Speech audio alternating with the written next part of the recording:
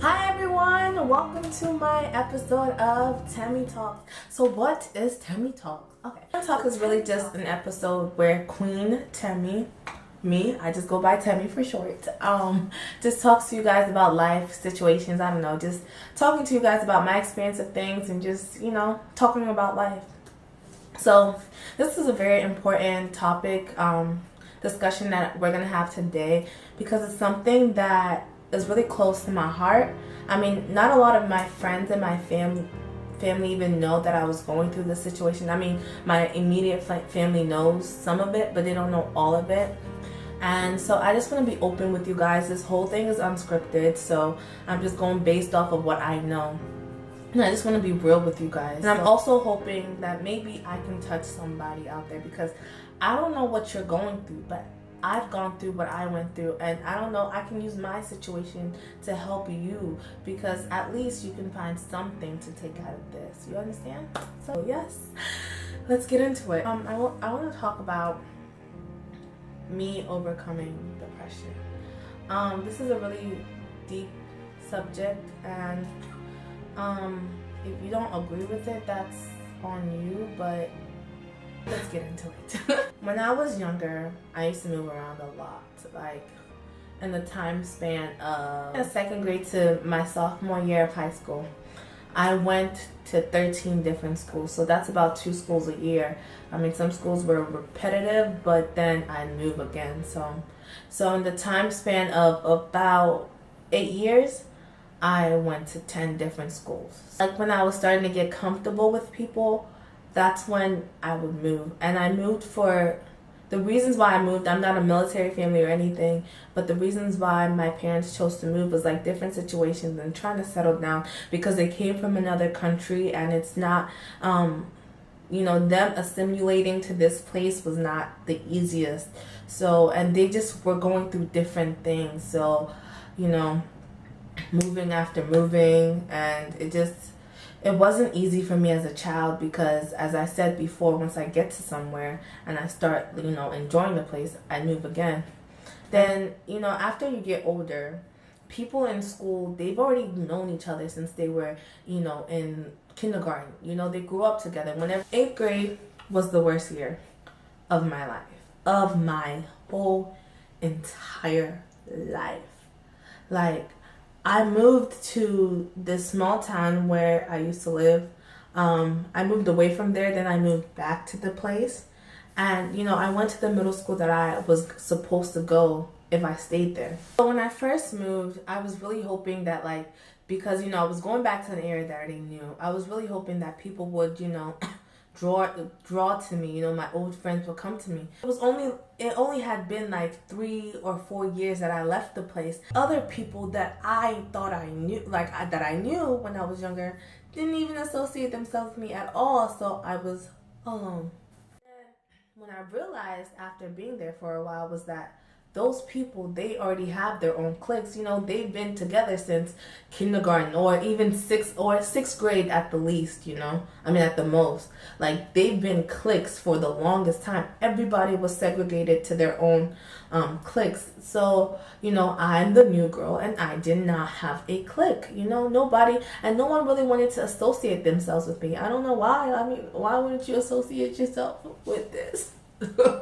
But no one wanted to associate with me. Like, I used to go to lunch and I'd sit by myself, and then when the mean girl started noticing that no one wanted to associate with me, people started making fun of me because, I don't know, people just started saying things about me, making lies about me. The girls were very, very mean.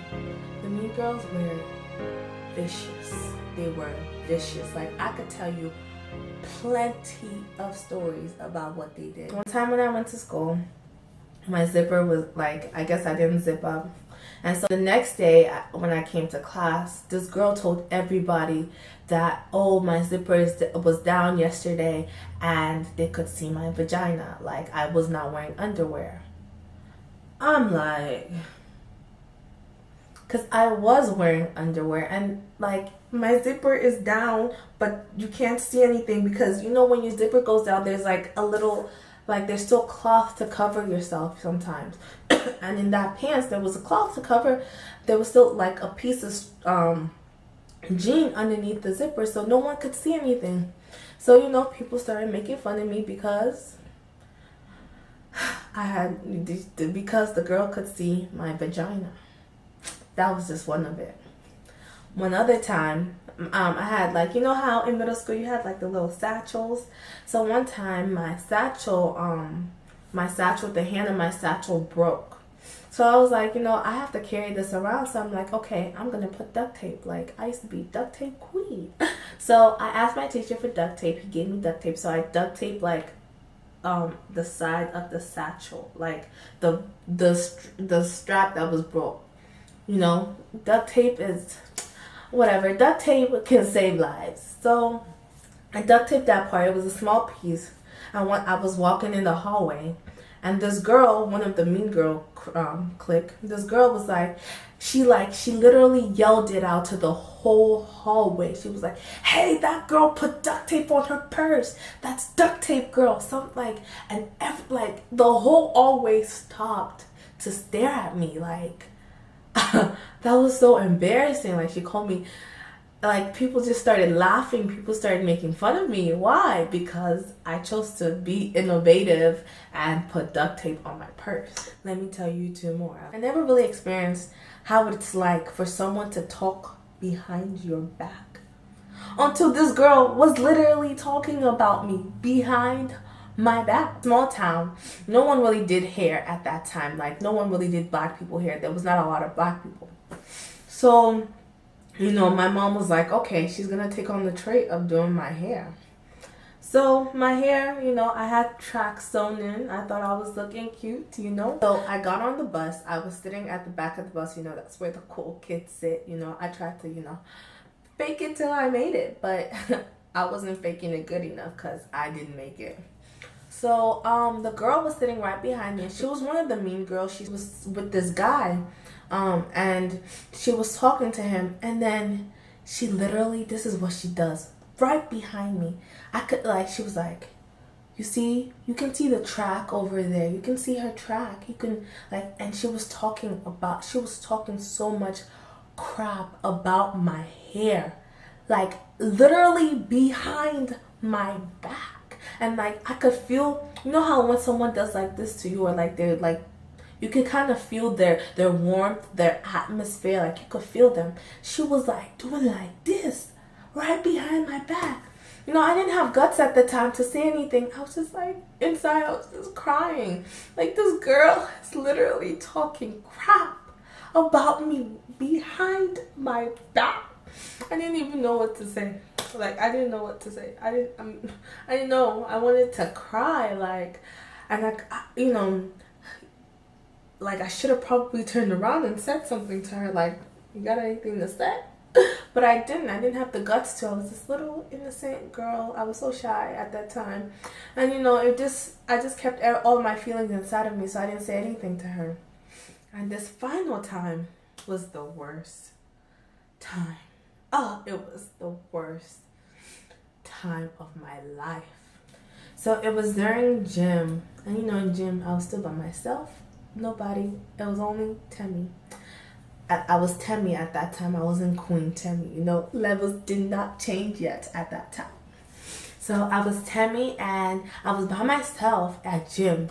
So I had no friends in my gym class. And so this girl, she just started making fun of me. She started saying something like I don't remember exactly what she was saying, but and then she got her friends to join it. Then she got all the girls, I'm telling you, every girl in that gym class was making fun of me. We went to the locker room to change back to our clothes, and she talked about something about me, and something about like my body, like me. She just said so much crap, and all these girls were just behind her, and that I got to a point I was angry, I was annoyed, like I was like, I'm tired of this, all of this, like things keep happening.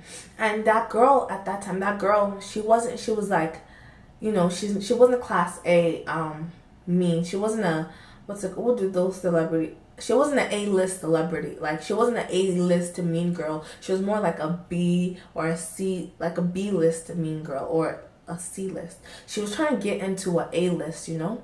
So she, you know, find the weakest link and make fun of them. So so I got to a point, I'm like, this girl is not even A-list, so is A-list mean girl, and she thinks she can come for me.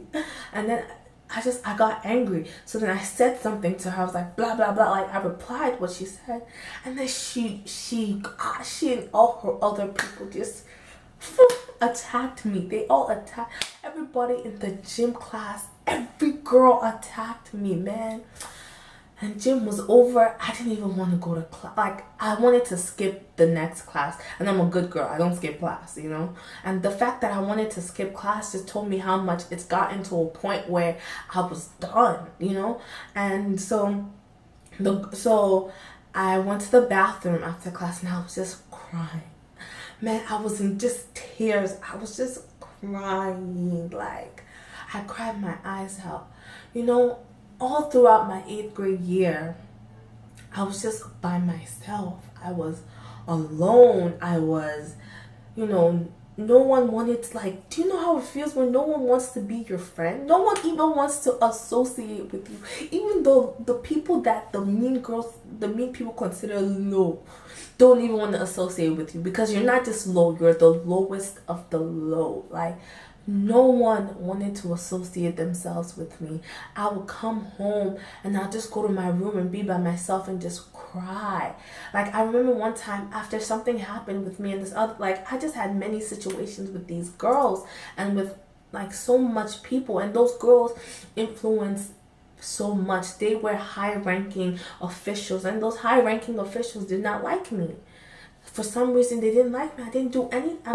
I'm like, why don't they like me? I didn't do anything wrong. I didn't offend them. I didn't say anything against them. Like, why don't they like me? Like, I was really wishing I wasn't myself. I really was wishing that I wasn't in this body. Like, I really wanted to just, I didn't even want to be in this world anymore. Like, I got to a point, like, I was just done, you know?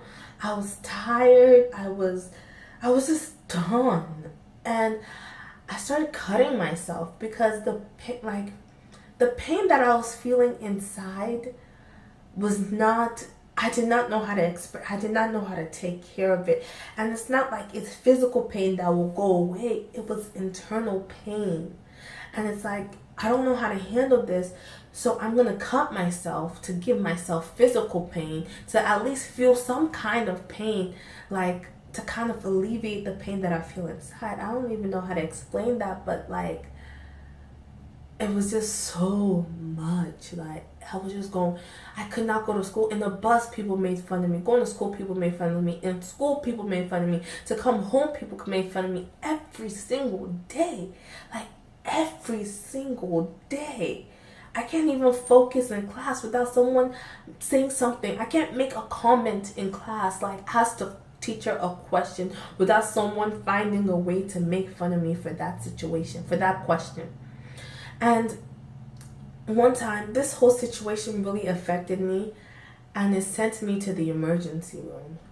So one day in school, I just saw, like, everything started, like, flipping. Everything started, like, the world just started turning, you know, like, everything, like, I was like, what's going on?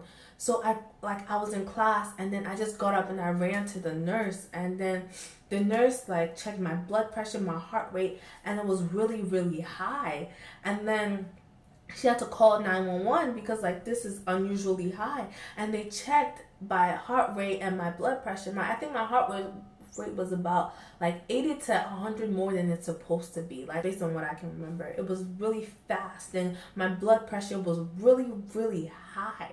And it was, so they had to, like, come and pump oxygen. They had to do all of this stuff to me and, like, give me, like, you know, whatever they give, laughing gas, whatever they give to, like, lower my blood pressure, lower my heart rate.